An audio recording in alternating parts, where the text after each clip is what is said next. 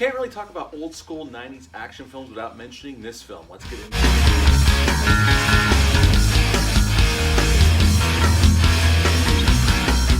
Welcome back to my channel. Hope everyone is doing well out there, and today we're going to talk about The Perfect Weapon. Yes, this is a film I rented many times from video stores when I was younger. This movie came out March 15th of 1991. It's rated R. It's only an hour and 23 minutes long. Had a budget of $10 million, and upon release it made a little over $14 million. Now, Mark DeSalle directed this film. Now, he was very familiar with working with martial artists in their action films. He worked with Van Damme. He directed Van Damme in Kickboxer, and he also produced Bloodsport and Death Warrant for Van Damme. So it made sense to bring him in to do this with an up-and-coming action star. At least that's what Paramount hoped. Paramount signed Jeff Speakman for a two-picture deal. This was the first picture out of those. And actually, for the second one, they were going to make a sequel to this. But around this time, Paramount switched out their executives. They had a regime change, and they canceled the sequel. But there was another script. I don't remember the name of what the script was at that point. He was interested in doing that one, but they sold that one to 20th Century Fox, and that script ended up becoming Speed, which we all know became a huge hit and shot Keanu Reeves into the stratosphere of stardom at the time. And after this, Jeff Speakman went on to do other films, mostly direct-to-video films. Before this, he did some minor parts. He actually showed up as a security guard in Lionheart, a Van Damme movie as well. And Jeff Speakman plays Jeff in this film. Real creative with the names, I see. James Hong plays Young, our main bad guy, and he's the reason why things happen the way they happen. And Bustar is in this film as Captain Carl. He is Jeff's father. And Bustar, if you're a horror fan, was in Halloween 4 and 5 as Sheriff Ben Meeker. And so if you're a horror fan, you remember him. And he's been in tons of other things over the years. Dumb and Dumber, I believe he was in that film as well. He was in a lot of other films as well. Now, this is a very simple story. It's basically just a revenge story.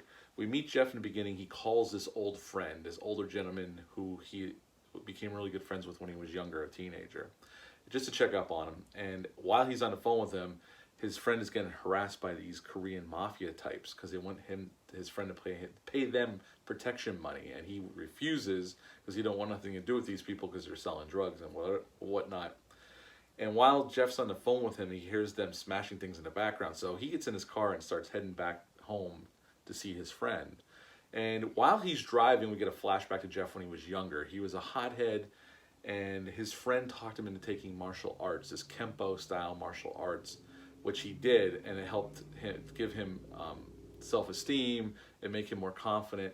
And we see this scene where him and his younger brother are walking across this football field, and these football players start making fun of him. And one football player shoves his little brother. Well, Jeff kicks his ass, but hurts him really bad, and he ends up getting arrested. Well, his father kicks Jeff out of the house, and Jeff decides to take off because there's nothing left there for him. So that's how we get to see the background of where Jeff's come from, why he's not talking to his father, and he hasn't seen his brother since then either. So he goes to meet up with his friend, and not so long after this, the Korean Mafia come back and kill his friend. Well, this hitman called the Professor, this big hulking dude, it seems indestructible at first, kind of like the Sandman in Death Warrant.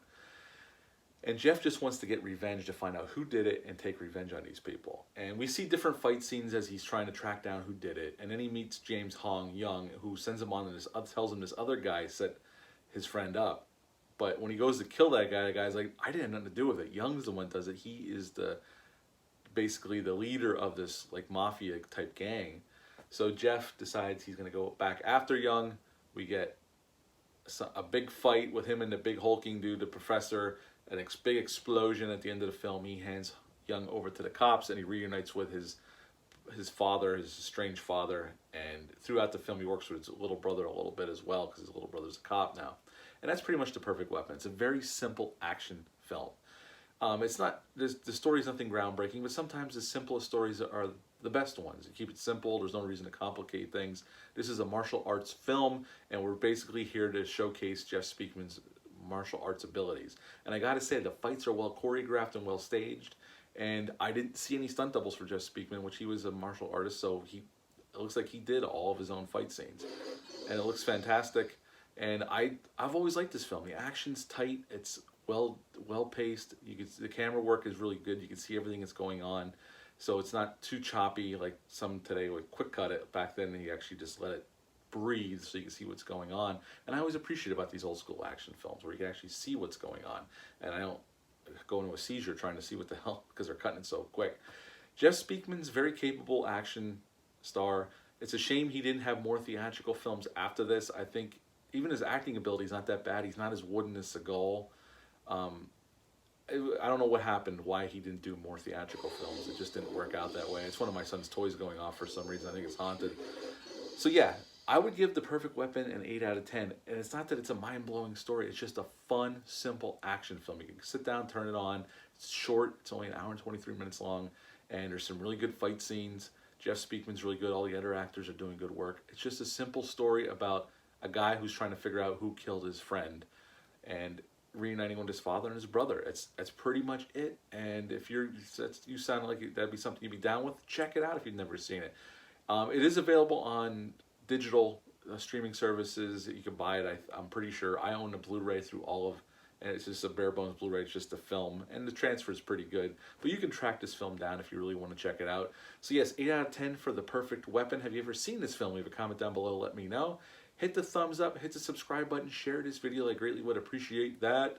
I'll be back later in the week with a review for a 1977 horror film called The Car, starring James Brolin and a very young Ronnie Cox. But until then, I hope everyone's doing well out there, and I'll see you soon. Thanks. Bye.